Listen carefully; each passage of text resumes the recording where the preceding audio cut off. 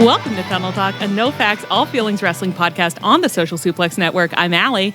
I'm Ann. And I'm Leah.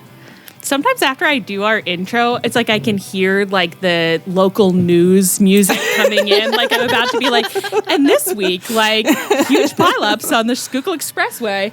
Like a real driving horns and drums and yeah. Yeah. It's like current events. Yeah. I don't know why I was like, it's going to be breaking news. Like the traffic report. It's breaking, you know? Last week, I texted my mother and I was like, hey, are you around for a phone call? And she was like, yeah, absolutely. And so she calls me and I pick up expecting us to have a nice phone call. And she was like, there's a man hanging off a bridge in Kentucky. So then she's watching local news with the volume turned all the way up. She's narrating for me what's happening. And I was just like, this is not the conversation I thought we were going to be having. But of course, immediately I reached out to Ann and was like, were you aware of you reached out to the entire group. I want to be clear. Like Leah did what she should have done. She did what she should have done. She brought it to the entire group chat. She said, there is a bus hanging off a bridge in Kentucky. Tune in, baby.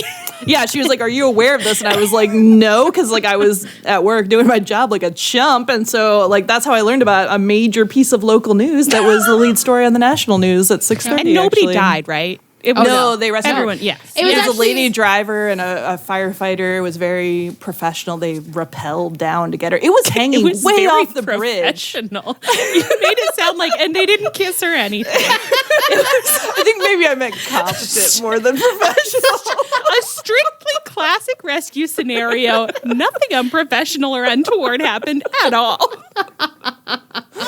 The whole thing seemed very like 911 on Fox though, because like I think like she was like holding on for dear life, and then the firefighter like came down the rope to get her, but the wind was blowing so fast that he couldn't get a hold of her, and it was like maybe he's gonna fall off the rope. Like it was a whole big thing, but it looked terrifying. Yeah, but yeah, no one was hurt. So it's a great news story because it was like very dramatic and crazy. Like when you see the semi truck half off the bridge. It's wild. So and I would highly recommend having all news items relayed to you by a very hysterical parent.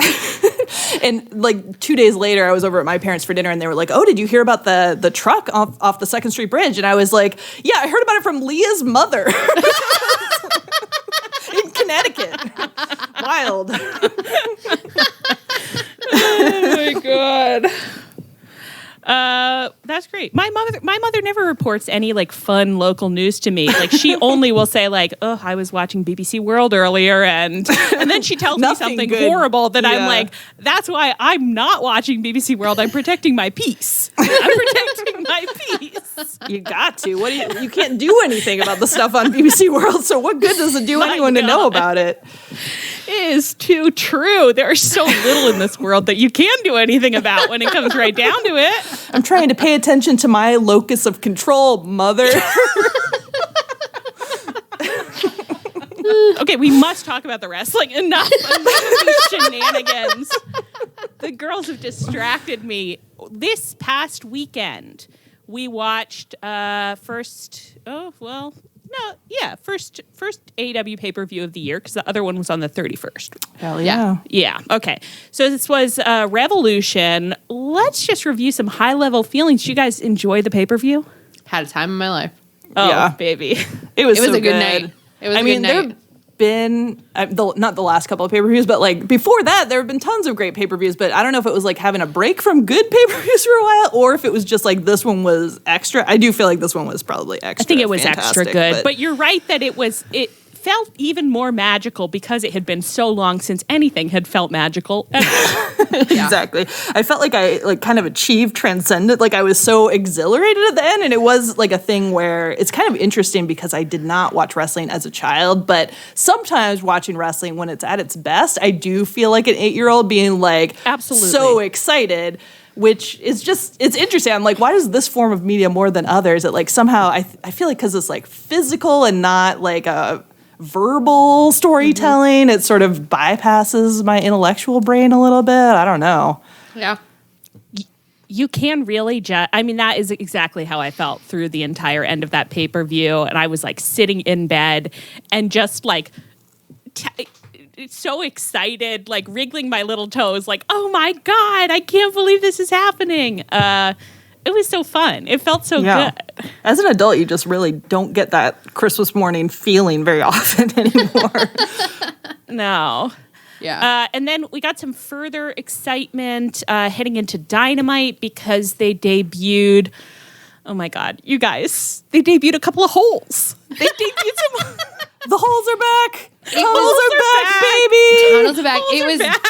It was genuinely moving to me how many people reached out to us we and love were you like, so much. Just have nonstop. you seen this? And I was like, every time I was delighted. Every time I was like, I I know. have seen them. They're 100%. back. They're I know, back. and they've kind of been teasing tunnels coming back for like a few months, and every time the tease comes out, people were tagging us, which I absolutely loved. It's like, our name might make sense, and then now it does. It might make sense. again. And also the word tunnel is gonna be way better when you search it on Twitter because Yes, for very a while important. that search wasn't good.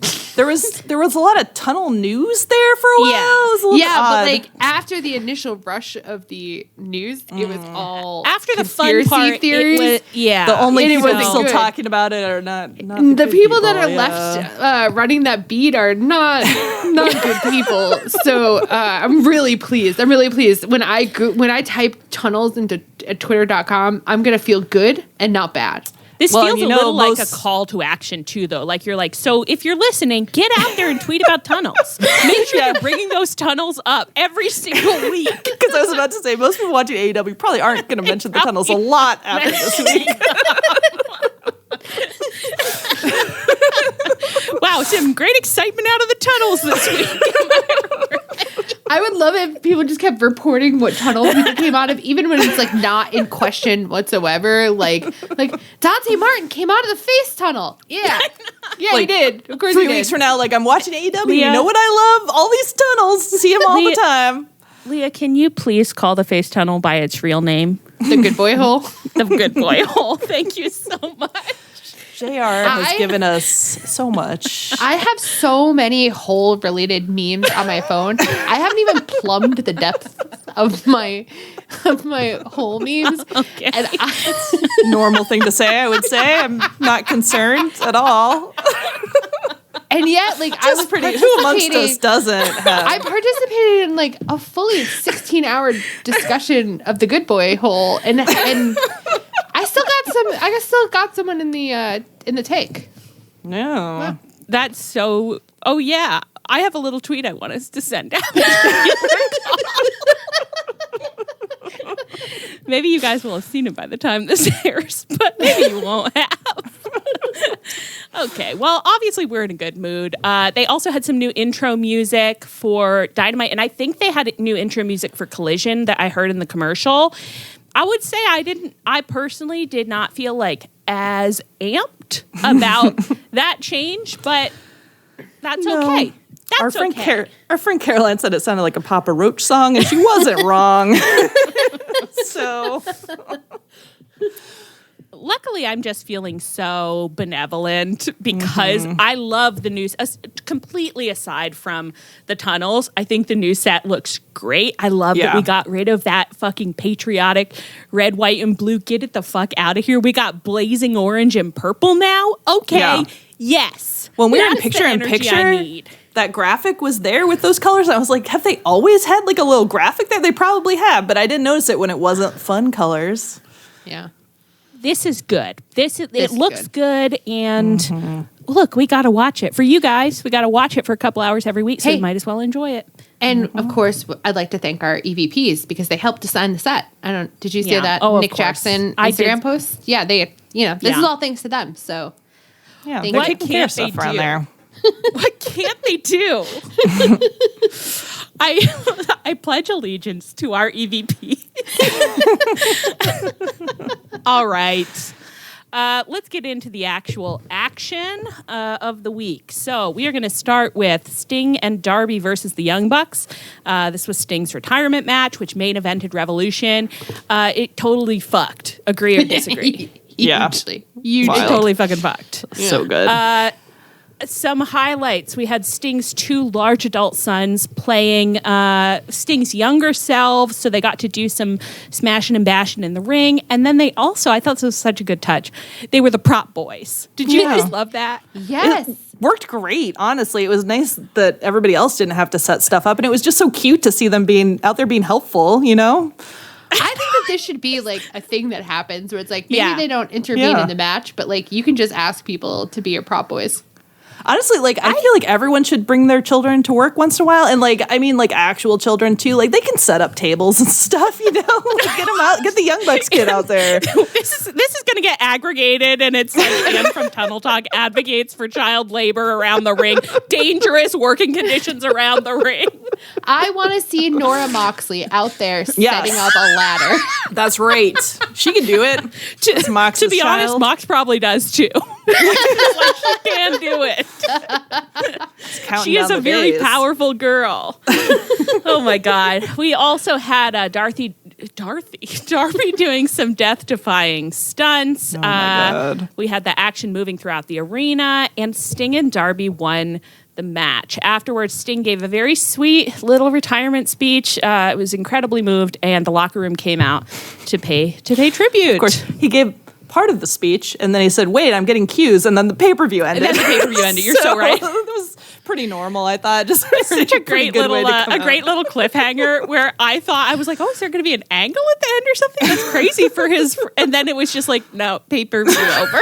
Just like cut to black. Like, okay, good job, everybody. The cue was end of pay-per-view. What do you guys think about this as actually, no, let's start with this. We may have said some things on this podcast last week about the importance of a man going out on his back, how we wanted to see a man go out on his back because we heard it was so cool, et cetera, et cetera. I've got my Notes app apology up. I would like to publicly retract my insistence that men must go out on their backs, and I will go on the record and say I love when men go out on their fronts. I always have. I don't apologize because this was not us. We were the last 3 months. Yeah. People have been saying to us, Sting will go out on his back, and you will think it's beautiful. What were we supposed to do in those conditions? It's so even we just believed our community. Front, even suddenly everyone is telling us like actually it's often really like sad and depressing when the men go out on their backs. Like actually sometimes you feel like they've been forced into going out on their backs and they might not want to. It was like the promotion humiliates them by forcing them. The dark underbelly of going out on your back. I thought it was just cool. I thought it was cool and fun. Right. People were like, well, you know, I guess they chose the happy ending. And I was like, wait, hold on a minute. So when you told me that a man on his back is beautiful, that was not a happy ending? So you lied. Yeah. You lied to You lied to us. You know we've not seen men on their backs. We haven't seen a man go out on his back or his front before. We're just trusting everyone around us. You. The men have always been in the building with us. We've never seen a man leave the building, so we were trusting you. They only come in. They never leave. You can check out anytime you want, but we are trusting you, our adults who know more than us, to tell us how the men exit. And you told us something that it turns out it was wrong, or it was a limited view. It was a limited view. This man was a limited view because actually now I would say if I like a man, I'm going to want to watch him go out on his front in future. I did have this moment like halfway through the match where like Sting like, you know, took a super kick and like just barely went down and then came back up, and it was so like exhilarating. I was like, I want him to win so bad. I was like, how can he go out on his back? They can't continue to, they can't end this, sending him out on his back. It's not right. And then they did it. And it was like, yeah, like good. But like, okay, yes. Now, Leah, do you want to speak to the behind the scenes reportage floating around about the planning of this match? Oh my God. I think, was it Sports Illustrated reported I think so. Sting was like, and obviously I'll be going out on my back. And Toni and the Bucks said, oh, no. Vetoed. No, I don't think so. No, you're thinking about these men having a long argument where they're like, no, I'm going to lose. No, I'm I'm gonna lose. And again, this is why it had to be it had to be the Bucks. Who else on Tony's roster would somebody say, in my last match, I want to put you over, and have them say, no, sir. No. Oh, I'm sure FTR says that all the time. Oh, yeah, sure. Oh, please, we want to lose so bad. What song do I have? Okay, Lay Me Down, Bury Me in Satin. Do you know what little song I have stuck in my head? It's like, if I die young. Okay, well, Sting's not young. Never mind. So scrap all of that. I'm still just imagining them all doing their Aunt Shirley. They're all being like, look how good I'll be on my back. That's how the match is gonna go. I gotta be on my back. Matt Jackson was like, I gotta be on my back. Fuck. This match was so good. We felt like little baby children. We were shrieking. We were happy. The Bucks were so friggin' hammy. Like they were like, it was so clear. They were like, Sting, you are going to look like the coolest guy in the world. And we're going to look like the dumbest fucks in the world. Complimentary. And they certainly did. And I love them. Truly, they were like, this night is about making Sting look like a fucking gorilla. And they did. Yeah. He did. He looked amazing. Cool. It was like hard to believe that a almost 65-year-old was doing stuff. I was like, the Bucks are doing an incredible job because like he's going through tables. He's doing all kinds of stuff. When he got them both in a scorpion lock at the same time, like that, and it didn't look like the Bucks were playing with babies. You know, like what they did when they were. It was not a Ric Flair situation. Flair, yeah. It genuinely did look like he easily trapped them into scorpion locks, and I'm like deathlock, and I'm like, he's like, no, who is better than the Bucks? Who's better than the Bucks? Yeah, maybe only Sting.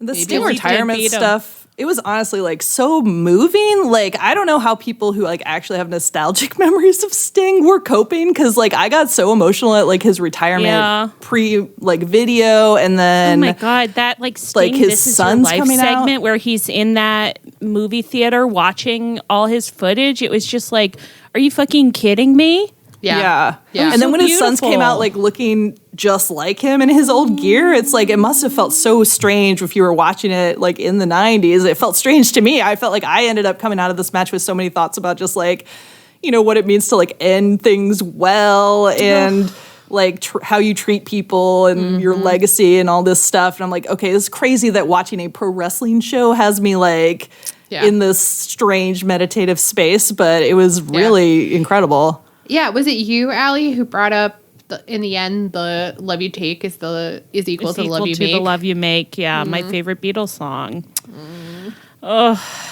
Anyway, and in a terrible industry, it's just nice to watch somebody who seems like a genuinely good person like get treated well as he retires. It feels. It was really sweet. He posted so many, like Sting had a thread on Twitter yesterday where he was posting like pictures and videos from backstage. And it was just like, wow, I'm so glad this was nice for you. I'm so glad that you feel happy, like you deserve it. Because we didn't know you for that long and you gave us so much. We really just loved watching this guy for the past, as you can, hear when you listen to the entire run of our show. Don't do that. But anyway, do you guys want to talk about Darby did his crazy glass spot? Crazy. It was absolutely fucking crazy. It was unhinged. I think the discourse later has been a little much, but like I definitely definitely in the moment I was like, is he okay? Especially when he disappeared for fully 10-15 minutes or whatever it was. I felt so proud of myself afterwards because at one point I was like, I considered getting worried about him, and then I thought to myself, I bet the structure of the match is that he's supposed to be out of the action for a little while, so Sting can be doing his thing. But then he'll come back from the save. Now, this is wrestling for babies. I understand that. But when that's what happened, I was like, wow, Allie, you knocked it out of the park. It's true. Although, did you see was it also in the Sports Illustrated where they were like, and if Darby had to be taken out because it was too much, like they had an alternate finish. So, well, it's good they planned ahead. Yeah, they had like a bunch of different. They had rehearsed the spot. They had planned for Darby to get taken out to be looked at doctors. Like they had a whole bunch of different contingencies, which was like Darby, I really hope you enjoyed that spot. I know he did. What do you mean? Of course he did. What did he say afterwards? Sting handed the microphone, and he was like, I said I would die to make your last match cool if I had to, but I'm still here. And it's just like, girl, you would die for a Twinkie. Like, there's nothing that you would not die for. It's so funny the way commentary talks about him too, just like all the time, where they're like, well, he just wanted to get thrown down some concrete stairs, and it's like Darby doesn't seem to have the same pain receptors as other people. I don't know.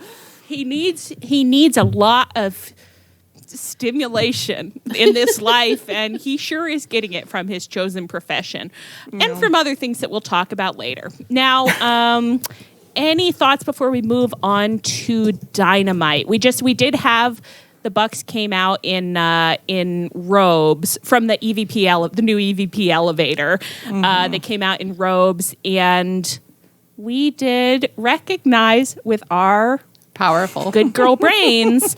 We said, I know a man who wears robes. We said we've learned some facts. Yet we've seen him before. We've seen those robes. We know those robes. Also, if we're talking about this, what did you guys think of the Bucks gear? They're really testing my ability to be chill. Listen, another thing that we did talk about extensively last week, we wanted to see bosom. We wanted to see titty. We did not get that because they got some new gear that is also just vests. It's fully vested. It covers them from top to bottom. They're evil now. This is another moment. This is another moment where I'm like, this choice supports the character. Like the thread, like the font on the embroidery is very Succession-y. Like it's, the vests are supposed to evoke. And you're never going to see your corporate middle manager with his shirt off, hopefully. Right. Like I think it's supposed to, it's supposed to be as close to wearing a suit in the ring as they can. I understand all this, but the gear itself is boring as hell. I don't see no titty. And I don't see no titty. And even the fit on it wasn't great. Like Nick, I was looking at Nick's butt and it had like a weird wrinkle in it, and I was like, I honestly have been kind of impressed at how badly everything is fitting them. Like it's clearly taking so much effort, and it's like, wow, you're nailing it. Like nothing fits your body at all. No, certainly nothing fits your body. And in a lot of different interesting ways. Yeah, new ways. We're really exploring bad tailoring. Exploring the space, yes. Well, let's cut to Dynamite because we got a little more of that conversation in there. So on Dynamite, the Bucks cut a backstage Tony Khan promo in which they announced that they had two huge announcements, which they would reserve for an in-ring segment later in the show. So eventually that in-ring segment arrives. They come out. They're in some of their new ill-fitting outfits. Now, Matt, we got a little message about this from Daphne on Tumblr. Thank you, Daphne. Hoping that we would address these white pants. I actually had not put them on the schedule, but I did comment on them during the episode. And what should we say about it? Do you want to just say what you said in the group chat? Why don't you say what you saw? Well, I felt a little disturbed because I said I was very aware of Matt's package. And that made me feel a little uncomfortable. That was so politely said. Yeah, I didn't know what word you were going to come out with. Well, I do feel like I've gone to a scandalizing new level. Like we shouldn't be talking about the downstairs region, but I'm not used to it. Okay, I feel like all of their gear is usually cut to like you're not seeing that, but it was they're gentlemen, but those white pants. Yeah. I wonder what Greg and Dustin had to say about that backstage, because you know how they feel about junk. Yeah. So true. Leah's looking at me like, no, I don't. No, I do. Of course she does. Don't slander her. Okay, Allie, you are my best friend in the world, and nobody else in the world knows me like you, and yet you have never once correctly interpreted my face, which is so funny. Like, the amount of times on this podcast we were like, Leah's looking at me and saying, I'll kill you, bitch. And I was like, I was listening. Of course I know how Greg and Dustin feel about tucking. I'm just nervous to say something wrong. Okay, delicate conversation. Daphne, what we had to say was those white pants were pretty obscene. unusually obscene, I would say. Unusually obscene. That's so true. All right. So they come out. Announcement number 1 in the ring. They say that Hangman on account. They say when you're the EVPs, you got to make the tough decisions.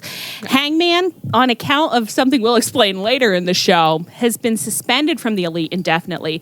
And Kenny, who Matt pointed out has been missing dates for no reason, has unfortunately been fired from the Elite. Extremely funny. Eddie Kingston comes out to interrupt at this juncture, and he throws some cash at them to prepay a fine that he plans on immediately earning by airing some grievances on air. So they're scuffling. Matt's being like, let's not do this here. They get into a fight. The Bucks almost EVP trigger him, and Okada's music hits. Okada, the man whom we knew about. We knew of this man. we knew the man. Hey, don't worry about Victory that. We lap. knew that man. Victory lap. He was on an AEW pay-per-view, so yeah, we knew him. Yeah, We've seen him. We've seen him. We always remember the men we see on AEW pay-per-views. Okay, so Okada comes down the ring. He's in a suit. There's a moment of like, who will he side with? Ultimately, he sides with the Young Bucks, knocks Eddie out, and Nick Jackson gets back on the mic and roars that their second announcement is that Kazuchika Okada is the newest member. He's not just all Elite. He's the newest member of the Elite. Hell yeah. Boom, baby. His suit is so beautiful compared to their suits. Oh my God, yeah. It's like, because it's like a normal suit. You're like, yeah, it looks like you could buy that for an event. Yeah, it looks like it fits. If the Young Bucks showed up to an event in any of their clothes, it would be like, I'm not sure you can attend, my boy. The absolute insanity of firing Kenny and replacing him with his biggest rival is so funny. It's so funny. And Kenny tweeting that picture of himself afterwards that was just like, yeah, that is the one, Kenny. That is just like, are you fucking kidding me? You know, you go on family vacation over summer break, and when you come back, everything is different. My God. And whoever pointed out that Ibushi is actually still technically part of the Elite is also funny, because it's just like, yeah, Ibushi came to AEW to be with Kenny, and now he is in a faction that Kenny's been fired from. I think he tweeted about it too, and I only read like a translated version, obviously, but his vibe was very like, wow, life do be crazy.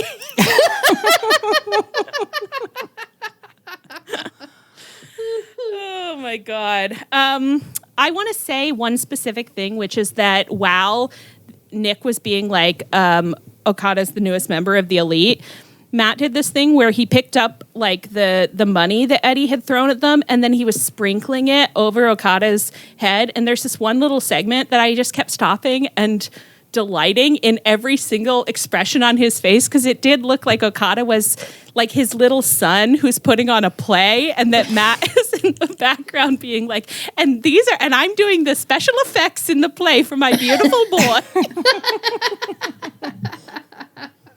And to me, that was sweet. What do you guys think is going to be going on with the Bucks going forward? Now they're in this faction with Okada. What do we think the future holds? I feel like good things. I mean, because Okada's like, people were really talking like he's going to shoot to the top of the card, and I feel like it's a huge sign of the confidence in the Bucks for them to be aligned, which I feel so good about based on how shitty last year was and how many, like, I don't know, how many failed storylines and losses they took. So I'm like, yeah, this fucking rules, because like surely that means they're gonna wrestle on TV for me. Wouldn't that be nice for me to see? I think it would be. Yeah, and I feel like a feud with Eddie for them all is like a great one. Like, it's just like they're being really good heels right now. Like, it's fun that Okada is coming in as a heel. Like, Eddie is like the ultimate babyface, and there's this like working guy versus like the rich EVPs and Okada the Rainmaker and whatever, which is very fun. Class issues. Class issues, exactly. As our friend Aaron would say. class issues. Aaron loves some class issues. Yeah. Yeah. And I feel like with Okada, like not speaking a ton of English either, it's like great for him to be with the Bucks because they've got like such a clear character and Okada makes great faces. So he's communicating really well non-verbally, I feel like. So I just they're feel like it's great. And the most important thing to me in wrestling is that friends get to hang out and they've been friends for a long time and they love each other. They take care of each other. So to me, that's the most important thing of all. Nick Instagrammed a bunch of pictures of them as infants and then tagged, like he wrote underneath it 15 years of or 14 or 15 years of friendship. And I was like, what is better than that? What is better than that? Nothing. The most important thing in the world is it's like if you like someone's vibe and then you find out they've had a friend for 15 years. It's like, okay, well then you're fine. You're good. Yeah. Now if you don't like their vibe and they've had a friend for 15 years, now you have two enemies.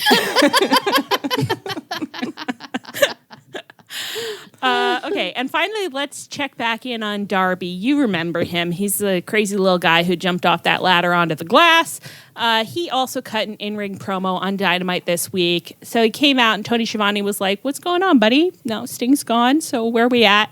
And Darby said, well, I love Sting. I'll never have another tag partner in my life. Sting is irreplaceable. I'm a singles wrestler now, and I'm going to Everest to die. It's pretty explicitly what he said. He said, he was like, and I can't guarantee I'll come back. It's like, Darby, okay. But it's literally my jaw dropped. I was like, are you allowed to say that to me? Like, it's like, not that we haven't said it, not that everybody hasn't said it, but I was like, you come into the ring and you tell me that next week when you fight Jay White, it could be your last match because you think that you might die on Everest. As Sarah from Trish and Sarah has pointed out a couple times, he's got a little tour guide. You know, he's purchased his trip to Everest.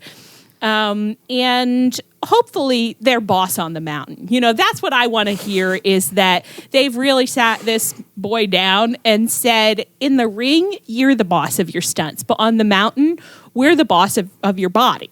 And if we tell you to do or not do something, that's what's going to happen. They'd be pretty motivated to not have someone who goes on TV every week die under their care, you know? I think so too. Yeah. That's good. Although I was just Googling about Everest because I was like, it's more problematic than just dying. Yeah. And I was like, absolutely. Everyone's pooping all up there and it's ruining the watershed. That's what I read today. My God. Well, I was about to say that we, of course, have focused more on the ethical issues of going to Everest than on the life-based death issues of going, but both are issues for sure. We don't think he should go, but he absolutely is going.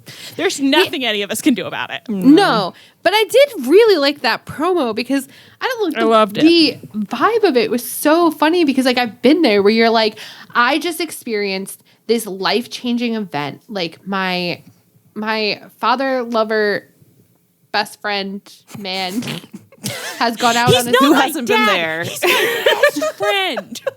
He's left me on his front, and I really don't know what the rest of my career looks like without him. I have thoughts, but I'm in a new place and I don't know where it's going. So I'm gonna do something crazy, and hopefully that will help me feel settled. And like just that dramatic tone of his voice where it was like, and maybe I'll die. How many times have I said, and maybe I'll die? Well, about 50 a day, and usually when like something won't plug in correctly.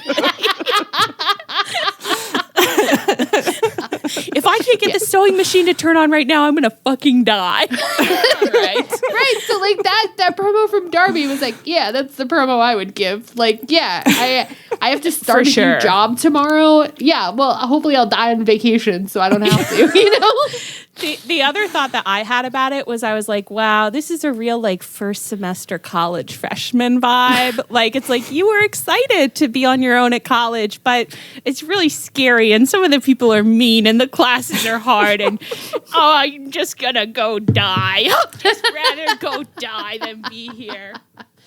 It is crazy seeing him by himself. It's like, and you can't imagine him making friends with other people either. No. Oh my God, though, but he can bring the skateboard back because now he doesn't have to wait for Sting to come down the ramp with him. I thought you meant like as a friend. You think that Darby should have a Wilson the volleyball gimmick where the skateboard is his friend? This is my new tag partner, Wheelie.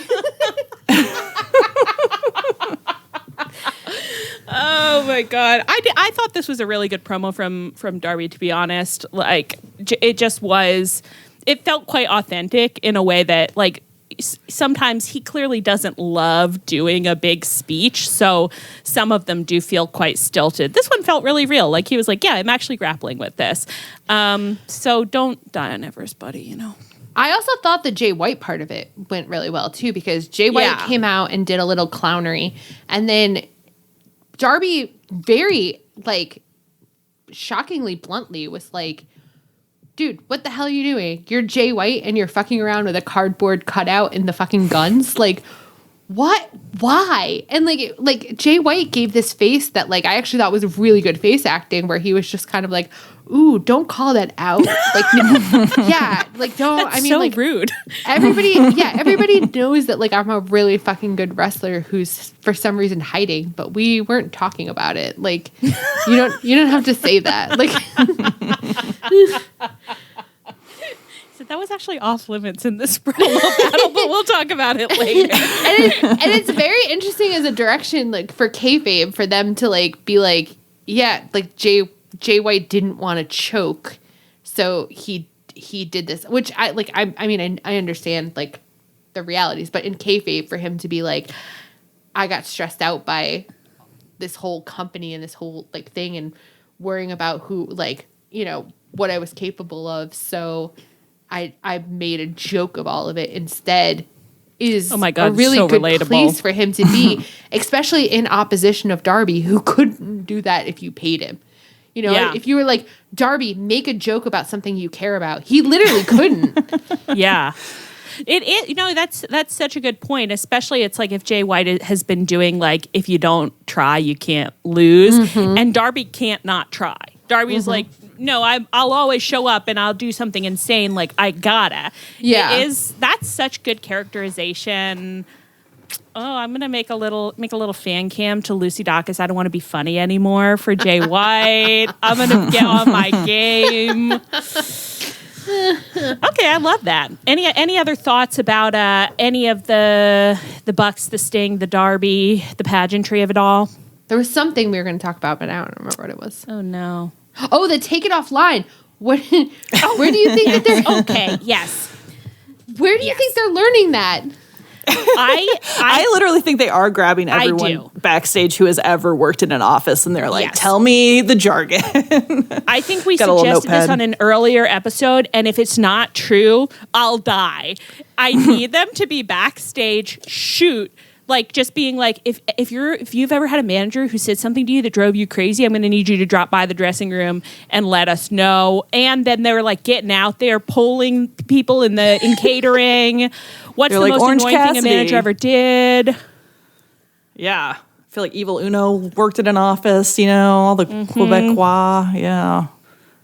I pray to God that's what they're doing, and that someday we find out about it.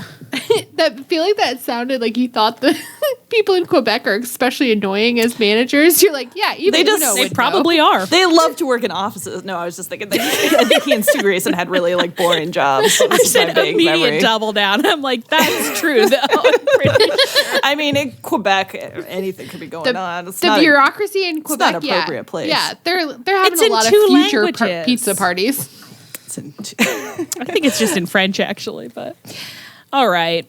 We got to move on. Okay, let's talk about what's going on with the title scene. So we had the Swerve Joe Hangman AW World Title 3-way as the second to last match of the night at Revolution. What do you guys think, by the way? This isn't on the schedule. What do you think was going on with the fact that throughout the 0 hour, they did keep saying that this was the main event, so that we were like, what the fuck? What are they going to do? I don't know. What was with that? Because, like, okay, so Swerve had a t-shirt made that said that the 3-way was the main event. And then multiple times, like, all of the dirt sheets went back and forth. And then, during 0 hour, Renee multiple times said the main event. The only thing I can guess is that Toni was backstage and, like, couldn't make the decision and kept running from the decision. And finally, like, during one of the last matches, was like, fuck it, I'm flipping a coin. I mean, like, I agree. It does make sense because, like, there were so many mixed messages. But then on the other hand, like, with Joe retaining, And Sting retiring, like Sting retiring had to be the main event. So like, what are we doing? I don't know. Maybe they felt like being clear about what the main event was.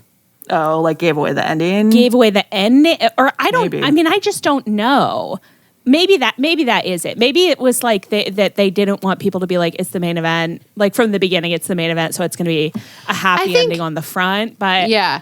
But I think if I was going to do that, I would have called, because they've done it before where they say, like, this is a co-main event. Yeah. I think I would have done that, but not specified which one was actually going to go last. But then that would have left ambiguity in a way that you knew it was deliberate ambiguity. Right. Yeah. Not just this was just confusing. It was very strange, and I can't imagine. I think the only thing that makes me say, like, he can't have been calling it on the fly or anything is it's like, well, you could never have done the other order. For what? Yeah. No. Like, after having seen what happened, it's like you would have had to be insane to have Sting win. He's not the last thing. He can't do his little Sting retirement speech. Yeah. And then you go into Joe retaining this title. Like, that doesn't work for me, brother. And honestly, like the order was so good because those last 3 matches were all so incredible. But like for me, it was like after like Ospreay Takeshita like kicked ass, but then like Swerve Hangman was like so emotional that it was like I don't even care about Ospreay Takeshita. I mean, I do care, but you know, it's just like. And then once we got like the Sting Young Bucks match, it was like, oh, I can't even think about anything else that happened because this was so good. You know, like it just kept happening itself. It built in the exact right way. He made the right decision. But I just think this was like wildly confusing for no reason. Yeah, it was bizarre. Whatever. Okay, so very quickly, we've had this 3-way. Hangman and Swerve still obsessed with each other. Hangman did get his hands on the belt and used it to hit Swerve. Bad cheating from Bad Boy. We had Prince Nana offering Swerve his crown to do some similar cheating. Swerve cast it aside. He said, no, I will not cheat. Hangman did beat up Bryce Remsburg. And Hangman eventually tapped out to Joe with commentary questioning whether he really had to tap out or whether he did it to fuck Swerve over. What did you guys think of the match? It was so good. They hit the character beats like so well. It was just, the build like went into it too because it was just like Swerve and Hangman obsessed with each other. Samoa Joe being like, guys, pay attention to me, and like hitting their heads together. Delightful. And you got like a full like Hangman beat up 2 refs. He cheated with the belt. Like he was a very bad boy, and he did get boos for being so bad because you know when you throw Bryce comically into the air, like that's the meanest thing you can do. That pushes people to their limit. They are gonna boo that. Yeah, and you got Swerve actively choosing to be good too. So it was like, I like seeing this. I did like that Mr. Hangman I Work Stiff Page actually did give Bryce Remsburg a black eye. Sure did, yeah. But, I have to say, I think Bryce probably saw it coming. I don't think that Bryce was shocked to receive that black eye. No, and based on his Instagram post, was not at all mad about pretty it. Proud but it was of just it. very funny, where I was like, of course. Of course, Hangman loves to work stiff. Yeah. The thing that I really like going on in this match, I like that they had the setup where Swerve and Hangman both had opportunities to win, but Swerve especially had like an opportunity to win and missed it because he went after Hangman instead. And it's, as I said, when you're so distracted by another man's body, you're not going to be able to win a world title match. And I'm very proud that was true. We're just predicting wrestling outcomes all over the place. Honestly, this might have been one of our best. Did we fuck some of them up? Yeah, but I thought we did pretty good. Pretty good considering. Yeah. Could have been worse. Could have been worse, certainly. Yeah. And then Swerve also, after Joe retained, we got this just beautiful face acting. Like, really nice, appropriate level of like a man who does just look like, fuck, this is fucking me up. I can't keep doing this, Daniel. It was great work. And I feel like Swerve earlier, like maybe a year ago-ish, like his face acting was real cartoony and to the back rows. And this was just like the perfect level of like very obvious, but not over the top. And it was like, I feel like Swerve is he's really smart and he's always like calibrating what he's doing and he's really like figuring out what works, which is really enjoyable to watch. It's so nice to watch someone like try stuff out and like grow and change as a performer. Like it's really pleasant when you liked him in the first place and that's true of so many of our faves. I mean, it's like we've been watching Lil OC since he was a teeny little baby. Yeah. Well, he wasn't a baby. He was a grown man and he was quite old actually. He was actually an old man at the time and he's an older man now, but it's just nice if you like them at the beginning and then you get to see like, you know, the stuff that they onboard and who they're choosing to be as a character. It's really great and he's doing a great job with that. So then also at Revolution, Wardlow won the Denny's All-Star Scramble, earning him a shot at the title, which of course Joe later retained. This match sucked. It was so bad. It's really, really bad. It really sucked. I feel like I don't know anything about match layouts, but watching this one was making me like actively angry. Like it was supposed to be the meat match and there were like 4 meaty men and 4 non-meaty men. So they changed it from the meat match, but then they started out by like throwing all the non-meat out of the ring and then doing a little mini meat match where they were kind of just posing for a lot of it. They were like chit-chatting and they were actively soliciting meat chants and I was like, oh, this doesn't have the charm of, you know, that one completely, you know, organic one. You're so aware of the camera and you want the caress of the meat chants so badly that I won't give them to you. And I agree. It did just feel like you were like, what? Who choreographed this? That's what word are you supposed to use? Probably like, I don't know, but it is choreography, but probably like who laid this out, who structured it. I don't know. Who structured the match, whatever. I was like, I don't know what is going on here because at any given time, nothing interesting was happening. I'm sorry to the men except for Wardlow. I'm not sorry to him. Anyway, so then on Dynamite, Swerve opened the show with an in-ring interview with Toni Schiavone in which he was kind of working through this loss at Revolution and he suggested that perhaps his past wicked deeds may have saddled him with some bad karma that could be the reason that he didn't win. Joe came out. We had a back and forth. Undisputed Kingdom interrupted with Adam Cole. Adam Cole, none of this makes sense, so whatever. Who cares? Basically, Tony Khan ended up booking on the spot a match between the Kingdom and Swerve and Samoa Joe, which for some reason Adam Cole wanted to happen. And it's just like that. What are you, a matchmaker? Yeah. Why do you want the rivals to fight? It doesn't make sense. Yeah. Right. Having rivals tag together is like, wait, why are we doing that? And then Adam Cole, it was hot nonsense, all of this. It was hot nonsense. But they did end up having that match immediately. Swerve was big time main character, like really got some great moments to shine. And then afterward, Joe took Swerve out from behind, which was like Swerve earlier had said, like, never turn your back on me. And it's like, baby, then you must take your own advice. But that, of course, that's the beauty of wrestling. A man never can take his own advice. So true. So you're always destroyed by the plunder you yourself brought to the ring. So Joe is going to fight Wardlow at Big Business next week. What did you guys think about this promo from Swerve? The Swerve promo was fantastic until Adam Cole came out. Like, it really hit a lot of beats that I was very interested in, like the bad karma thing, the sort of introspectiveness. Like, we haven't seen Swerve do a lot of, like, vulnerability, so that was nice to see. And the crowd was, like, super behind him, which also felt great because I love him, and I'm glad they do, too. And it's so nice when you see a crowd really, really enjoying. They're like, oh, we really want to make him feel better. Like, we're getting into it. I got a little bit distracted during it because someone in our group chat was like, I just saw Rich because Rich from ONR was in the crowd.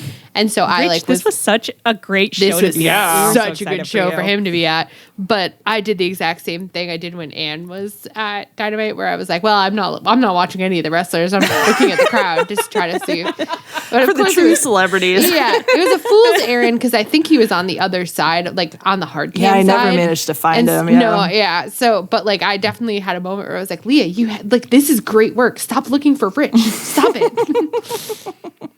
I think he did like end up doing a lot of the stuff that we wanted him to do, and I feel much more confident about his face turn. Yeah. It's interesting. I had been thinking this past week about like kind of like the natural stages of like figuring out you were wrong about something or making a change or whatever.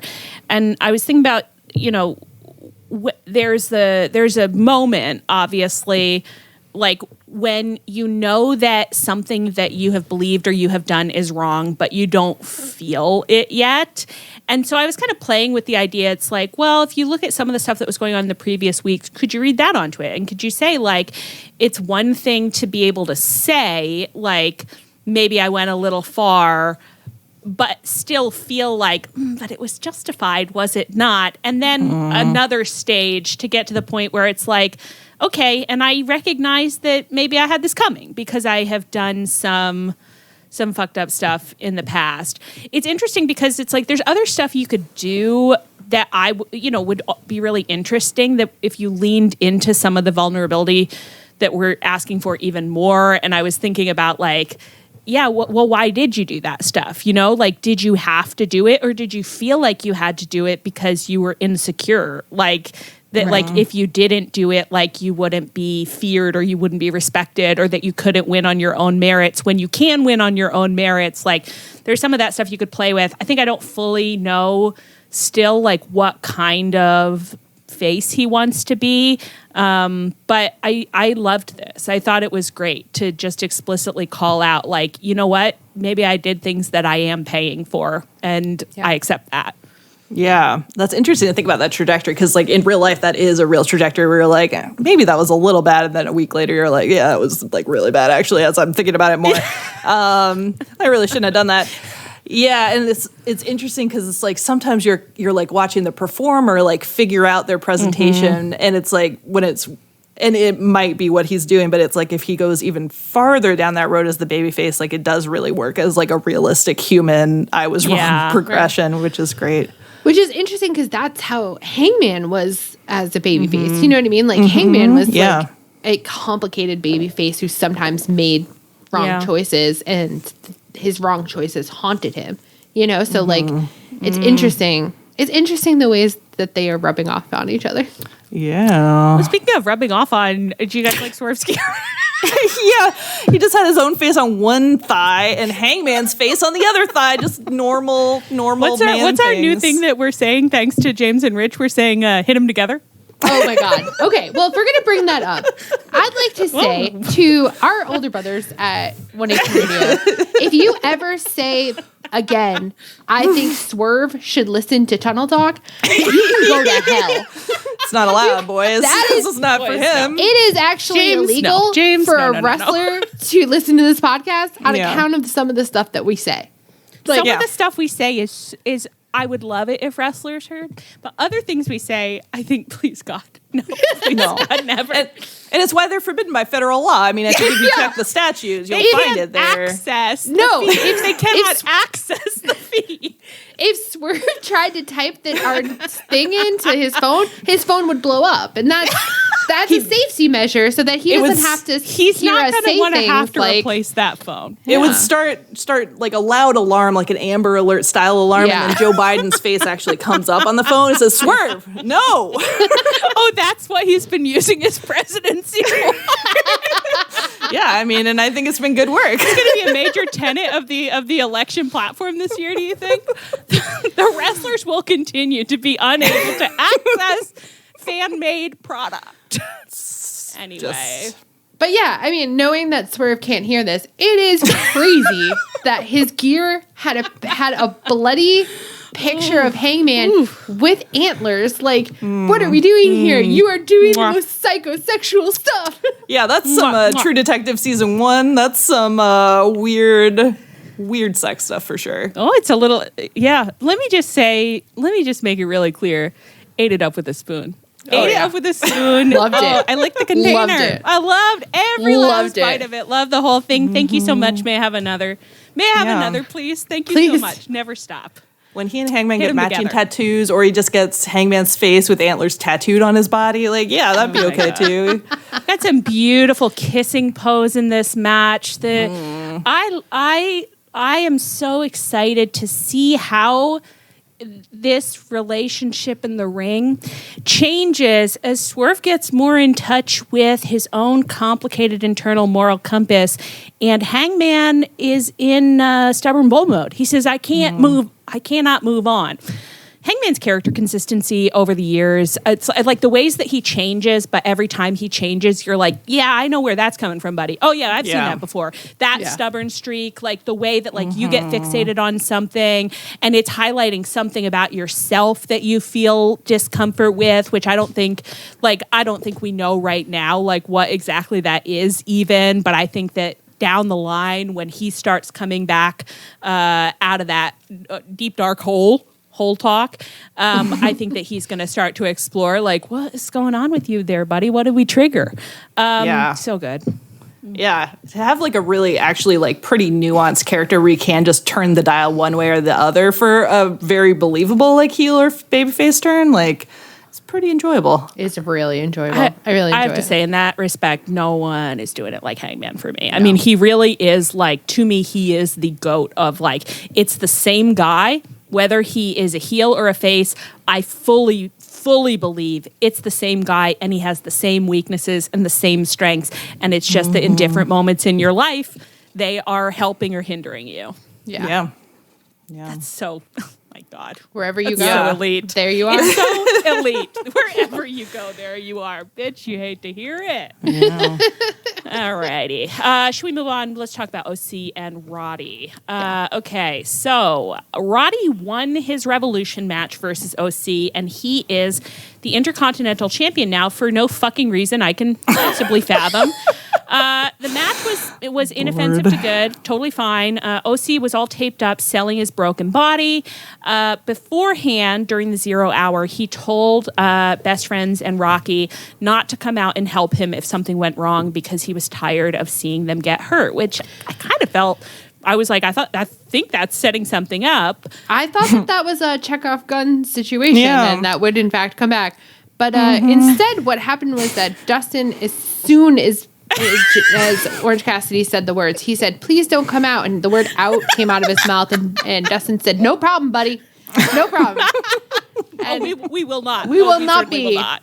Fellas, let's hit catering. Does someone bring a PS4? Does someone have a PS4 in their dressing room? Let's get to work on that. We have at some point we have got to stop trying to kick the football from these. We can't keep trying to kick this GD football. We have to accept that like they'll be like, oh, there's a gun on the wall. It's a photo of a gun. It can't go off. It's a picture. It's just a picture. It's not gonna go off. It's not going off. But why are they? Who approved this promo? Like, because there's no reason for it. It didn't pay off at all. I guess why the are we reason doing is just this? so it's like supposed to be like, so they didn't come help him. I guess. But it didn't even matter. Whatever. It didn't matter. And how many times have we seen OC come out with no friends and they didn't explain it? Right. Constantly all year. Yeah. I agree. Okay. United Kingdom came out at the end of the match, so they're all standing over poor OC's. Oh, you undisputed. I didn't even hear it. I was really pleased, honestly, to hear James make the same mistake on O&R this week. You know what? We're all, it's none of our faults. We're all suffering. No. It's just hard to remember. Undisputed Kingdom. United Kingdom is right there. The UK. Yeah. All right. So they're standing over poor OC's prone body. Kylo Riley goons into the background of this shot, looking like his beautiful old fucking fish picture Gollum self.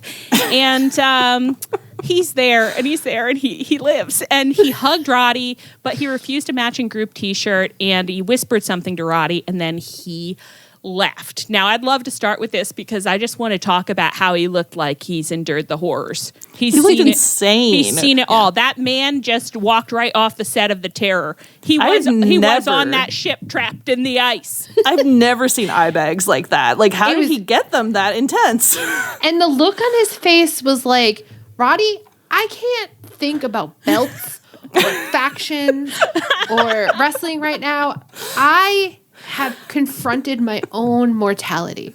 I have looked into the abyss. I have seen things no one should see. Why are you? You could not comprehend. Do not hand me a T-shirt at this time. Imagine coming off the terror or like out of the descent caves and then like wandering into a pro wrestling show and they try to hand you a T-shirt. It's just like, I can't cope with this right now. I gotta go. You do not know what I have endured. And even the next promo that he did, like with Renee was like, Crazy. "So how's it going?" And he was kind of like, "How is it going?" He just kind of like silently walked away from her. Renee, I had scurvy. Renee, wounds from 20 years ago reopened on my body. There was lead in the tinned meat. There was lead in the tin, Renee. We ate our shipmates, Renee. Oh my God, he's like the Yellow Jackets. The Yellow Jackets. Too. Oh my God. Gonna keep those secrets for 20 years. Kylo, you are in the zeitgeist, my guy. You saw all this, Survivor cannibal media, and you said, that's gonna be my new kid. I really hope he keeps this up, and for the next month, he just wanders into interviews or like into the ring when a faction's doing a beatdown, and they're like, "Hey, Kyle, did you need something?" And he's like, "Oh, I need a lot of things," and then he just wanders back out. Be legitimately the funniest possible wrestling character to like have been off for 2 years with injury and then be like, yeah, when I come back, my vibe is definitely going to be like committed cannibalism and can't talk about it. Emotionally scarred and not recovered.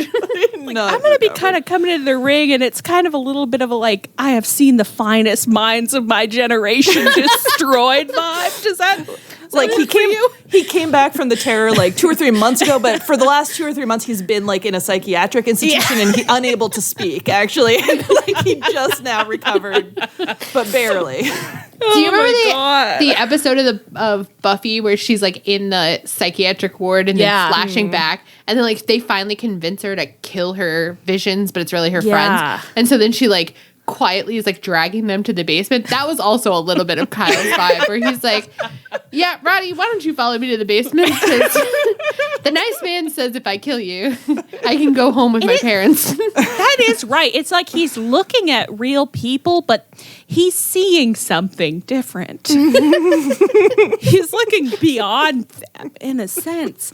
I'm fucking obsessed with it. And then he did cut a promo on Dynamite, or Renee was interviewing him, and he was being like still looking haunted as hell. He was being so ultimate sweetie baby, just being like, well, I've been away for a while, Renee, and I think I'm going to have to really just be on my own and really get it done on my own. And I was like, either you are very broken in your brain as a result of eating your friends on a ship in the Arctic, or you are fucking with me and you are going to be such a rat boy 5 minutes from now. And either way, I love it.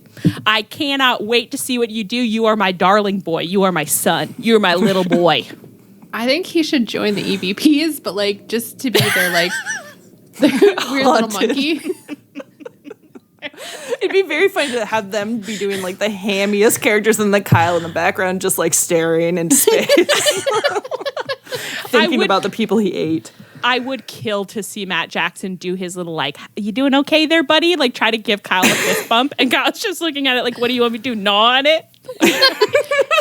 Don't you think it would be a little bit like Kyle would be like curled up in the locker room and Matt's got a broom in his hand, like trying to like do the Jack Donaghy thing where he, like he's petting Kyle with the broom, going, "It okay." It okay. Oh my God. Oh boy. All right. Do you think it made sense for OC to lose his title? I don't. The thing is that it did. I think he had to lose the title. He had to lose the title. And it makes sense for if they are trying to push this stupid ass faction to give someone a belt. But it kind of doesn't make sense. If they wanted to sell this to me, they needed to do it differently. And they didn't. So now I think it's invalid. Yeah, they needed to build Roddy up. Like, I feel very like OC losing the belt to Mox was the real loss. That was perfect. Yeah, and then he had to pick it up again because of the injuries, and this just doesn't count at all. But yeah, like when Adam Cole came back out on Dynamite 2, I had such a visceral, like, used to like Adam Cole, and I mean, I don't really hold anything against him personally, but I think the end of the year with Adam Cole and MJF just went like so badly. I'm having like a really visceral, like, oh, we can't go back. Like, don't make me do this again. Because I just don't have like, I don't have any faith that Adam Cole knows why it went wrong, and that and because they're doing the same thing. Like, they didn't reboot him and bring him back to do something else. It's like, oh, we're still in the main titles. We're still doing this whole shenanigan. Like, we can do it. He's doing to Wardlow what MJF did to Wardlow, and I'm like, okay, so if you're doing MJF, then you've learned nothing, and it makes me really nervous. Yeah. Yeah. It was such a nice cycle with that faction really down cycle to kind of like low mid card. Like, that was really working for me as a positioning. And it's like, again, it was a good match, and it's like Roddy is a really fun wrestler when he wants to be. Like, he's a good fun wrestler. Matt Taven, I'm now in love with. Yeah, I love Matt Taven. Mickey Mouse hands. And of course, a man is entitled to bring his husband to work, whether we like him or not. So the other one, and Mike Bennett is there. I have no beef with him. Yeah, Mike Bennett is there. It's so important for one man to be there. He said something crazy in their Dynamite promo. I can't remember what it was now, so I shouldn't even bring it up. But it was just like, okay. Oh, something about like God, and he's been fighting God's plans for him. I was just like, what are you talking about? All right. I think that those two could honestly be like a really good mid-card tag team. Yeah, but I wish that they weren't in this faction. Like, I think if they ended up with a feud with the Bucks, there could be some really deranged promos. That'd be fun. That would be slap. That would be fun. That would be slap. Is what I said. I loved it. You should just lean in. I think some of those promos would be slap. It's a pretty cool phrase that everyone's been saying. Loves it. Everyone knows that phrase. Everyone knows it. But it's just the Adam Cole of it is just like I don't know. I don't want to. We just can't do it again. I don't want to be an Adam Cole hater because I'm not. But I'm like, no. But we gotta. I'm not. But don't bring him back until he's well. And when you do, please like do a total reboot and put him with different people and like. Do a total reboot, but it's like reboot him back to being like when he came in and he was like that level of like little rat boy where it's like you're not getting a title, like you're just making trouble. That's really perfect for Adam Cole, and he's so good at it. Just like an upper mid card little heel wreaking havoc is great, but and we'll love it. Yeah. It's like, whatever. You're right. OC, I just want to be clear that I agree so no one thinks I'm stupid. Of course, OC he had to lose the belt. He can't have the belt anymore. He should be starting to go after the big boy belt probably. Like, let's get him into the next level. That's great. I agree with it. We got to have space for Wardlow to go after the big boy title. I mean, OC can't go ahead of Wardlow. Why the fuck is it Wardlow in the fucking Intercontinental title scene? Why is he in the... What? It's crazy. I can't deal with it. Let's just quickly check in on OC Best Friends, who had a backstage promo on Dynamite where was it Lexi or Renee? Do you guys remember? It was Renee. Renee asked whether or not Best Friends are going to participate in the upcoming March Madness Tag Team Tournament that is going to decide who our new tag team belt holders are after Darby goes off to die on Everest, and. Dustin, present and shockingly clean-shaven, said that, of course, Best Friends would love to win the big one finally, but unfortunately his ankle is still out of commission, and what he'd love is to see Greg and OC fight together and win the belts instead, to which I said they are making him be into cucking on national TV. They said, you go out there and you say that you love getting cucked. You say it loud and say it proud, buddy. Say you want to get cucked by Greg and OC. I mean, that's just a straightforward description of what happened as far as I'm concerned. I thought you degrade the man in this way. He has to say, I can't wait to see my two best friends win a title without me. It's repulsive. It's not right. Sick. The way they are breaking men's marriages up around here lately. we basically have none left. They said that it's gonna be a year at the Cheaters Anonymous meeting or whatever. I don't know where cheaters go because I'm not one. If I were married, I would stand by my woman. Okay, I would stand by her forever. I wouldn't be fucking saying go get a tag team belt with somebody else. It's horrifying. And certainly not publicly. Anyway, anything else to say about any of that? No. Then let's move on. So the listeners don't know this because we're going to cut this, but we as the podcast just had to take a break because I was sitting here discussing Orange Cassidy's defeat and humiliation when all of a sudden I start to smell something, and another defeat and humiliation. Yeah. When you as a pet owner, you really develop like a sense where you're like, I'm smelling something I shouldn't smell, and then and I was like glancing around, just being like, this isn't gonna go well, and then Cher the cat jumped up on the desk, and I was like, you have shit yourself. So I just had to. She's got a lot of fur too. Yeah, it's so not a good situation. She and I just had to lock ourselves in the bathroom briefly so I could handle that situation. And she's meowing the whole time, and she's like, every once in a while she gets free, and then she's like clawing at the door, and as if like I don't know that she doesn't like what's happening. And I'm like, listen, I am not having fun either. This isn't what I'm supposed to be doing. We did at one point just hear in the far background Leah say, well, I'm not the one who shit myself. It's so funny, just floating in the back. Oh my God. Well, Leah was. I could see that you were a little distracted as we discussed. OC, but I'm Cher. I hope you feel better. All our traditional best to you and your family, Leah. I think we're gonna have to kind of speed run the rest of this. Are you guys ready? Do you have your Love that? Let's do it. Fast shoes on. Lightning round. BCC and FTR slugged it out on the pay-per-view, and I wrote it wrong. BCC won. This match for me, dud, sucked. I accept what some have said, that it got zesty at the end. Like, I thought the end was fine. But overall, these men do not have that special something that makes you want them to hit it together. No, it's crazy that they can make a BCC match boring. It's just like, whew. I mean, it did pick up, but my God, the first part. They simply do not have chemistry, because you're just sort of like, I don't buy that I just don't buy that BCC has any interest in FTR. No. And it's like this got booked for you. And that's not, you don't get that from BCC very much. They're very good at showing up and being like, yeah, we can't fucking wait to fight you. This was very much like, Boy King Tony Khan booked this. So here we are. Yeah. Here we are. Yeah. Do you think these teams are going to be in the tag tournament?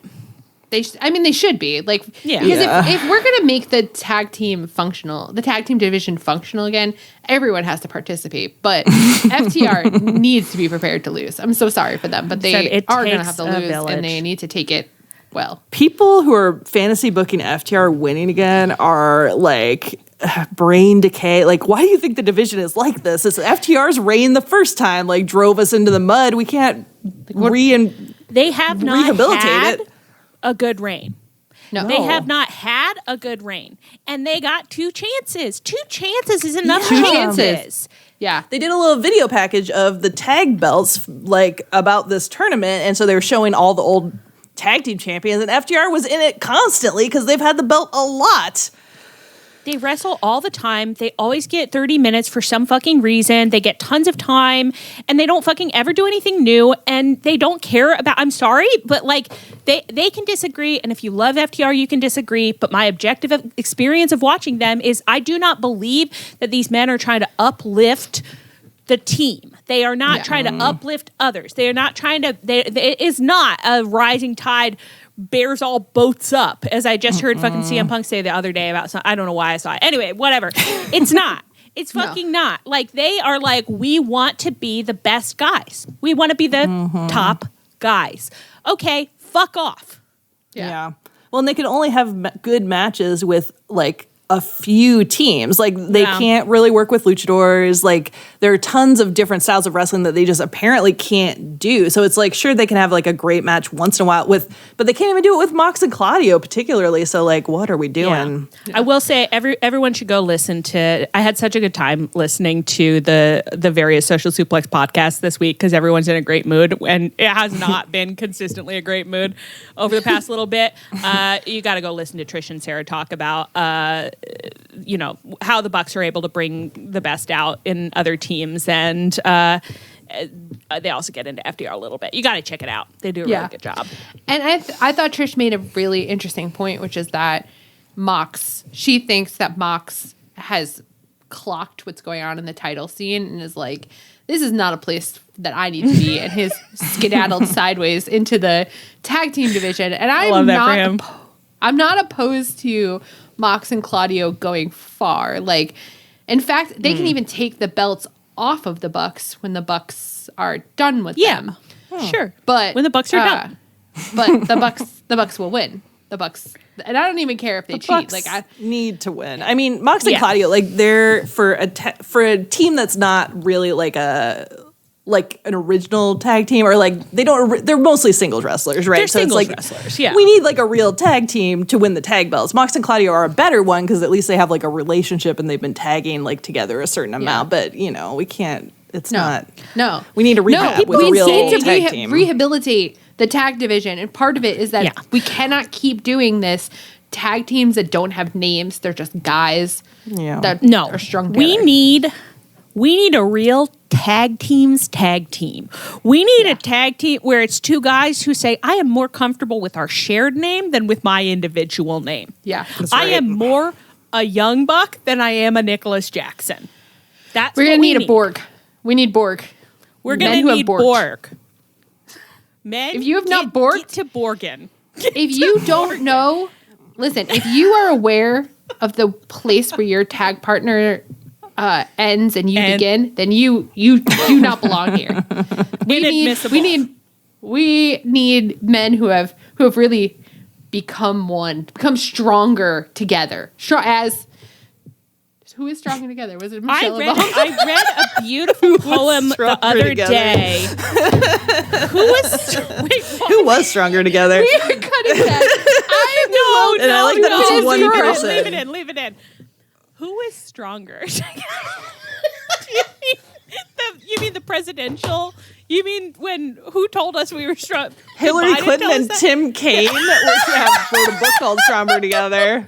So that was disturbing. No, that was her presidential campaign. That was, I had a bumper sticker. God. Okay, we're cutting off. That's right. That's all right. Mox and Claudio, Hillary told us. Not cutting it. It's perfect. I read phrases you don't think presidential campaign slogans get in there, but they get in there, and it's all part of the old in there. And I can't control what's in there. Do you think if I could control it, that I would say half the things I say? Leah, I don't want you to control it. I like the chaos. I love that little. I want to say something to the men who should not be listening to this podcast, but if they hear about it, maybe thinking like, well, I'm not Borg, but I would like to be in the tag team tournament. Okay, well, grab a man and get to Borging. I mean, you're only hit them together. All right, you're only gonna get where you gotta be by choosing a guy and doing, I don't know, like the New York Times, like 30 questions to fall in love exercise. Yeah. Like, go to your dressing room, sit down across from each other, look each other dead in the eyes. Post it on Instagram or Twitter.com. You maintain eye contact the whole time. Mm-hmm. Explore the 30 questions, and then I would say spend most of your waking hours together as much as you can, and let's see if we can get you to that place. Okay, let's see if we can get you to that place where do I and where does he begin? I'm touching my knee. Wait, no, it's his. That kind of. Today someone linked us to this site called like All Elite Moves or something. And it has like every wrestler, like their signature, all their moves, and with like little animated GIFs to show you them. But when you click on Chuck Taylor, one of his signature moves is a hug. It's him and Greg hugging, and I love that. And they had a little animated one, so I understand what a hug is. So that was great. I'm just imagining Dustin being presented with this idea and just looking at you like, trust me, I know where I end. He's like, we have not borged. And it's like, yes, but I would permit you to win the tournament because you've been doing this together for a long time. Here's the thing. Here's what's so great about them is that Chuck would argue up and down that he and Greg have not borged. They have borged. They absolutely have borged. Yeah. Mm-hmm. Yeah. They are same. They were both pumping their fists the exact same way. Yeah. I guess maybe that is his explanation for why it's okay for Greg and OC to fight together, because he's borged with both of them. So it's like the transitive property. It's like, I guess, I don't know about that. We'll see. Listen, we're our own committee and we'll see you in court. Okay. So you can bring that case to us next week. We got to move on to Eddie and Danielson had their respect match at Revolution, and Eddie won. After a little light fake out, Bryan Danielson did shake his hand as promised, and then AEW later released a backstage promo where Eddie and Danielson are in the aftercare room for boys backstage, both getting bandaged up from their really tough match where they were both really strong. And Eddie explains to Danielson, like, basically what getting his respect means and kind of like how it has felt, how he getting respect of Danielson and other guys like him.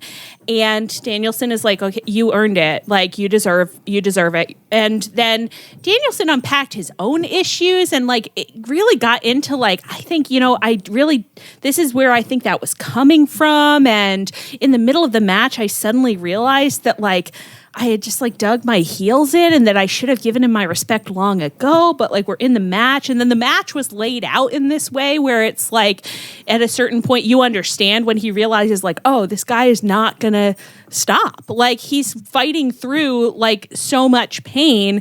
And anyway, and then he said at the end that he was proud of himself for figuring that out and giving Eddie his respect. And it was like, this is so fucking healthy. I'm obsessed with this. I loved it.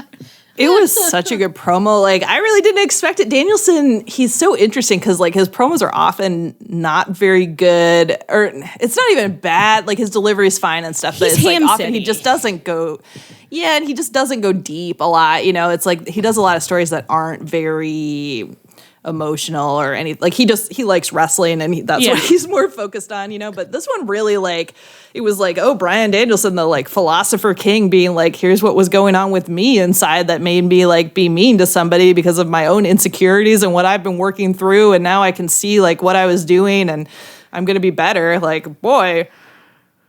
It's like media does not need to be and should not just be morality tales that, like children's television. But at the same time, I did have a response to this where I was like, I think a lot of people need to hear this. And I really appreciate, honestly, for your character, because we had talked about like who was going to win this on the episode last week. And we had like kicked around the idea of like, okay, well, what if he didn't shake Eddie's hand or whatever? And I think I kind of like couldn't imagine him. I didn't know what was going to happen, but I kind of couldn't imagine him like shaking Eddie's hand and then that feeling satisfying, like it wrapped up their story in a way where I was like, okay, and my heart is open to both these men now, because I was feeling rancid towards Bryan Danielson and kayfabe. I was just like, you are a bad man. And this did it. It's like it unlocked me. And I just had this feeling of like just being like, oh my God, yeah. I mean, I've been that way. Of course, like I've been a rancid bitch at times. And like I've been all locked up about something and dug my heels in and been incapable of seeing things from somebody else's perspective and then realized it was all my own shit. And that like actually like I was denying them something that they deserved, like my love or my kindness or my respect or whatever. I've been there. It's so huge for you to own up to that. I felt really warm and lovely and I loved it. Yeah. And I said, okay, you can be a face now for the next 6 months until you go out on your front or back or whatever at Wembley. You can be a face. Yeah. It was like just literally so refreshing to see like a pro wrestler nonetheless, like also just be like really emotionally honest and have like looked inside themselves and confronted like their real self and been vulnerable enough to say it. It's crazy. Vulnerability. It's what we like. And it is so good because he's going to retire and people are going to want to cheer. So it's good that he can be this character. I know. I actually am a little shocked that he did the exact thing. Because again, I'm like, for me, the handshake would not have been enough. he did the exact thing that I needed to just be like, oh, yes, all my anger towards you has melted away. You're a sweet boy now. You can do anything you want. Okay, any other thoughts about these guys? No, let's kick it to the next topic. Okay, so Will Ospreay had his debut match against Takeshita at Revolution. This was the first of that final trio of matches that just totally fucked. So it was a great fucking match. It was crazy. It was kind of crazy to watch. Yeah. They did insane stuff to each other's bodies. Yeah. I was really quite staggered. Yeah. It was also like with Rich saying Hangman and Swerve wrestling soulmates with Ospreay and Takeshita too, where it was, and some of it was just like, wow, they're like the same size and they do a lot of like similar things and they're both really good wrestlers. But it was just like, these guys are like wrestling really well together. Like this is working. Yeah. They did have that. You said something in your notes, Anne, about it's like they have the same size body. It's so great. It's so like fascinating to see two same size bodies really get into it. And then I just imagined I was in kind of like a Regency space where it's like, yeah, they're like a perfect pair of horses. Those horses aren't born as twins. You have to find two horses that are like the same and look beautiful together and can pull a carriage really good together, and then that's a beautiful pair, and then that raises both their values quite a bit because that's a really valuable pair of horses. So that is kind of the feeling I had about this. I said, what a beautiful pair of men. They are elevating each other. They're watching them wrestle. It's just so interesting to me where it's just like, obviously they're doing the kind of wrestling that got some bad faith takes, like, you know, from whatever, nobody's just being like, oh, they're not selling. Oh, it doesn't look real. And it's like, the interesting thing about these guys is, of course, they're doing like things to each other's bodies that nobody would really do in a fight. Like if you were actually fighting another human being, you would never do this. Of course, I admit that. But it looks real physical. Like it is so like fluid and like aggressive looking that even though of course it is choreographed and it's not how people really fight, you're like, fuck, this is real in a sense. Whenever someone gets very like, this match, it didn't look like real fighting, I'm always so confused. It's like, bitch, none of this looks real. Are you crazy? Like you're watching pro wrestling. Like even like a Danielson, you know, Eddie Kingston match where they're doing a lot more like chest slapping. It's still like you wouldn't slap your opponent's chest 90 times if you were genuinely trying to win a match as fast as you could. Like none of this. And you wouldn't like get on top of them in a Kama Sutra like submission hold. Like that looks crazy. That's not real. No one's fighting like that. Yeah, you would never do that. I agree. None of it looks real, but they had real power. And then on Dynamite, Ospreay wrestled Kyle Fletcher in another very powerful match. Kyle Fletcher has beefed the fuck up. Like, he is big boy style.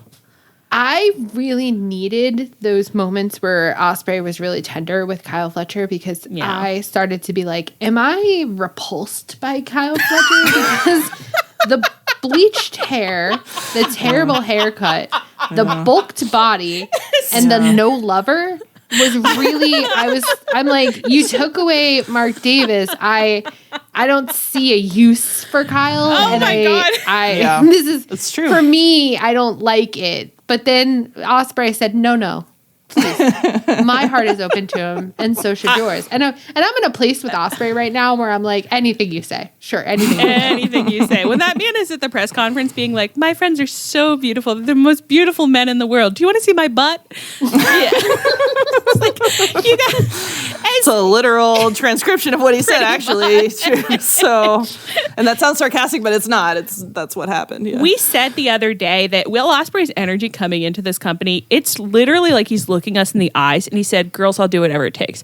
I need your vote, girls. I will do whatever it takes. I'm going to talk about how much I love my friends, how beautiful they are. I'm going to have a great attitude, a positive attitude. I'm willing to show any body part. Pretty much anything you want to see is on the table. I'm so worried about my willpower because, like, obviously we met him and we are on the record for liking him every other time he's been in this company. But we like, and I at this moment still feel that way where I'm like, he shouldn't have a belt for a while. He should wrestle can't have a belt. long time, blah, blah, blah. But he can have anything else. This man keeps speaking to me in ways that I want to be hearing. He says the things that I need. He does. I see his butt. Like, yeah. Like, I can't promise that I'm not going to be up on this podcast next week being like, belt him. It is making me a little nervous how high I feel on Ospreay right now because I can see the powerful men also being very high on Ospreay, and I'm like, but we can't, like, I want him to be like a top guy. But I don't want him to be the only top guy because no one should be the only top guy. So get him some good storylines. He's doing killer matches. I love his energy. I love his attitude. I do feel very high on him. But let's not run away with ourselves and do anything crazy. Tony Khan. What did Kenny say on his Twitch earlier? I don't want to do anything that gets too out of control. That's exactly right. That is the energy that I think the entire wrestling community, that's what we need to bring to this. Hey, let's have a great time. Let's be safe. Let's not do anything that's going to get too out of control. There are lots of things you can feel very enthused about and that are good in the appropriate doses. But if you go too far, then they're not so good. So let's just maybe let's ask ourselves. Leah. I won't be promising that. Guys, don't worry. We'll keep her under control. Let's ask ourselves. One thing I've heard about Ospreay is that he is not always telling great stories.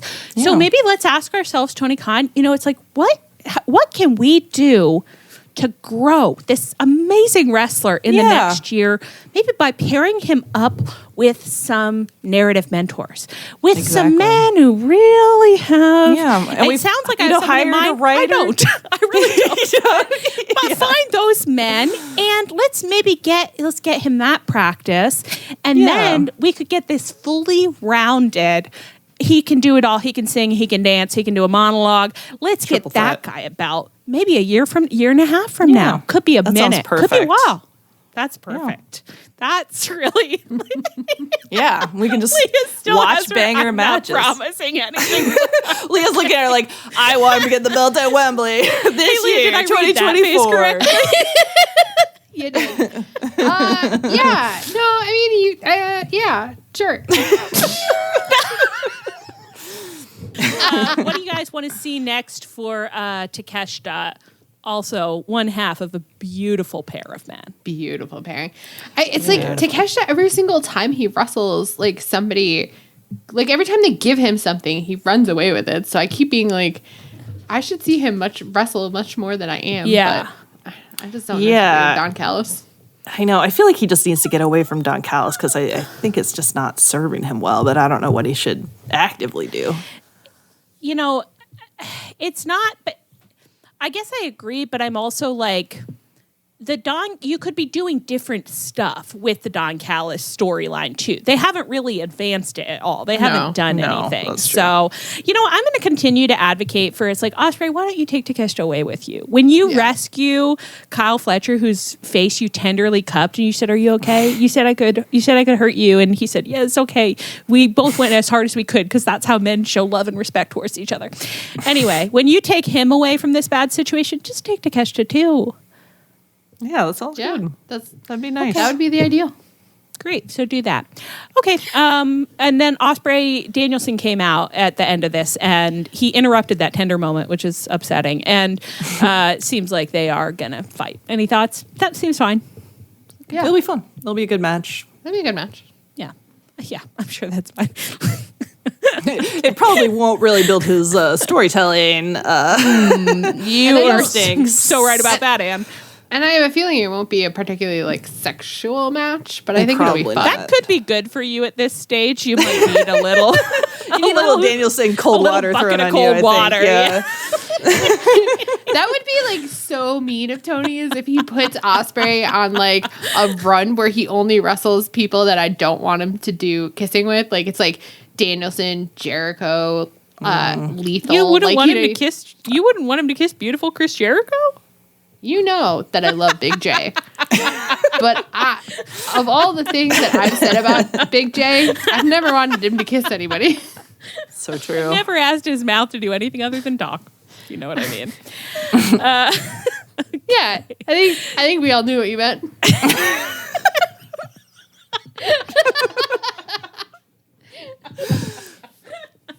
Razzed lovingly from within my own camp. Okay. Toni Storm retained her world title at Revolution. She cut a promo at this week's Dynamite in which she announced that she'll be presenting the first ever Toni with an Eye Award on Collision this week. I don't think we have much to say about this because the match was not everything we dreamed of. No. Exactly. Yeah, I was so hyped for it ahead of time. I was like, they're going to get their hands on each other's bodies and it's going to be crazy. And then it was regular. Let me ask you guys this. Yeah. The men seem to keep saying this thing, which is Toni needs to stop doing the gimmick because the wrestling is bad. As if those things are 1,000% linked. And to me, I don't understand why they're linked. And I don't know if it's a thing where like I just don't understand the wrestling part of it as much. But to me, it keeps being like Toni needs to wrestle when it's sunny because she sucks when it's raining. It's like I don't know that really. I don't like. I wish I knew why that match sucked, but I don't think it was because of her gimmick. I don't think so either. I felt very like, was I not watching it right? Like, were my eyes not looking at it enough? Like, I don't know. But yeah, I didn't really see the gimmick playing into why it wasn't electric. Well, I keep saying that Toni was electric before, but I agree that I don't like, do you tell us, are the matches laid out differently? Like, what is her, like, is the internal psychology narrative, like, is that different now that she's in the gimmick? Or like, what, we need more details to understand. Because the one thing I'll say is that for me, the gimmick does not need to end because I laugh. She says something that makes me laugh every single week. And for me, comedy is my top value. My comedy is my core value. So I love when she makes me laugh. And do I want her to wrestle good? Yeah. And do I want men to enjoy those matches? I don't care.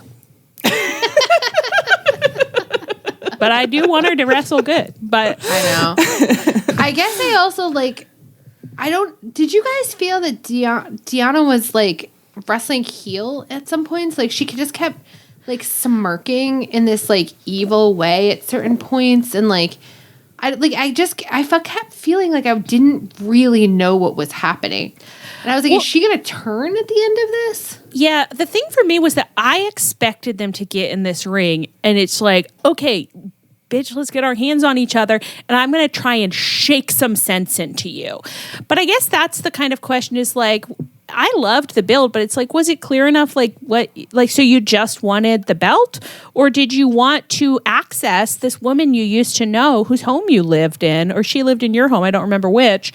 Did you want to like try and get that woman out of her and you failed? Like, what was the emotional, once you got in that ring, what is the major emotional driver? And I think it's really fun when you're watching a match and maybe someone thinks like, I just want the belt. And then they get in there and it's like, I want you to acknowledge that we've played beer pong together. Yeah. Yeah. I think that is the thing where it's like the wrestling match felt like it could have been between any two people when it should have felt very specific between these two people that have been interacting in this way. And because it was just kind of like, oh, it's just like a regular match, it really didn't pay off the storyline. Yeah. I think that's right. We've been on this podcast forever, so we simply must move on. It's pretty bad, actually. What do you guys want to say about Patriarchy and Cope? Do you even want me to explain this? It's like, what can I say? Christian won. He still has the belt. He, oh God, he was on Dynamite and Adam Copeland came out and chased him and he stole an SUV and Christian ran away in the SUV and Adam Copeland said, I've had it with you running away from me. We are going to have an I Quit match in Toronto on March 20th. And I thought, which all of this has happened before. I thought, so one of us to quit wrestling? Well, I don't think either of them should quit wrestling. That's crazy. And then later, I said that in the schedule, and Leah said, no, I think we've seen an I Quit match before, and it's just that a man has to say, I quit to end the match. And I said, that's it? He just has to say, I quit? That's barely a stipulation. I say I quit every day. Every day. But what's interesting to me is that the last I Quit, I think the only other I Quit match that they've had in AEW was Eddie and Mox. So is this just a match for divorced husbands? For divorced husbands who are I can't quit you bound match? to reconcile? Yeah. They should be saying, I divorce you. Maybe, there's something in that because it's like if you are going through quite an acrimonious divorce, but there is a chance of reconciliation, it's so important at some point to really express yourself and to be able to say, like, I can't do this anymore, like to be vulnerable. And so maybe that's the I quit moment, is like the moment at which it's like, then maybe we can rebuild. If you can say, I quit, maybe there's a chance for us after all. Is that anything? Therapists out there, does that sound right? Are you running I quit matches in your couples therapy sessions? If that's the case, then I would recommend that our next I quit match be between Cool Hand Ange and Daddy Magic. So upsetting. Who are no longer listed as 2.0 on the AEW roster site. And as Matt if we Menard, can afford to lose tag teams in this company. In this economy. Yeah. In this economy, we simply cannot. And Matt Menard praised Soraya's brother for beating Cool Hand Ange up. Ooh. He said it's good he got beat up, basically. He said, I hope he gets beat up lots. Pretty much is basically what he said. I don't blame him for being angry. Matt Menard, he's been raising this child on his own. Cool Hand is not paying child support. He's not calling Danny on his birthday. Like, I understand why Matt's upset, but at the same time, I'm like, we need this. I can't lose them. It is... Ask not what you can do for yourselves. Ask what you can do for your girls. Ask what your girls need. And this is why the Bucks have to win the belts, because under the Bucks' reign, shit like this would not be happening. Oh my god! Matt and Nick would they're say, signing people up for couples counseling. Yeah, literally immediately my thought. They are the EVPs. They win those tag team belts. You are enrolled in the tag team division, and you have to submit paperwork to become a singles wrestler again. And when you do, they say, okay, after your 12 mandatory couples counseling sessions. They're handing out flyers for the EAP program. They're saying there's a lot of resources here. But they are fair. They are willing to assess the situation, and at a certain point, if it's like this isn't a healthy Bork situation for you anymore, they will let you go. Yeah. We have to get rid of no-fault tag team breakups. It's the only solution. And that was very good. Thank you so much. That was very good. Healthy relationships, 2024. That's what we want to see. Building healthy relationships. Better, some might say, together. Stronger together. Yeah. Damn it. Well, someone was better together. Surely. I think it was Jack Johnson.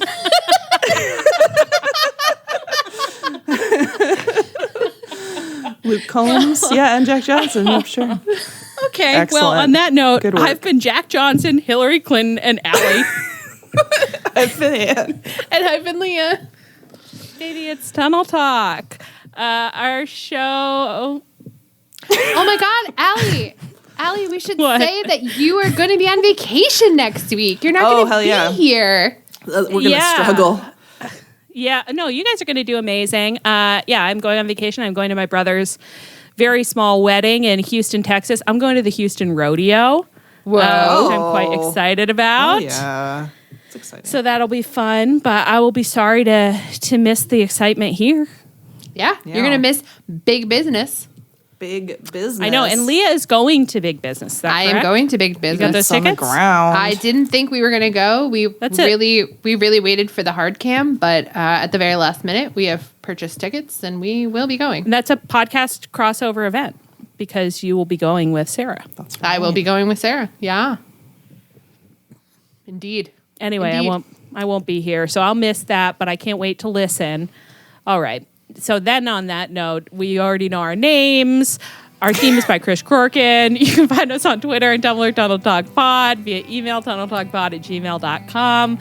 Please rate, review, and subscribe to us wherever you get your podcasts.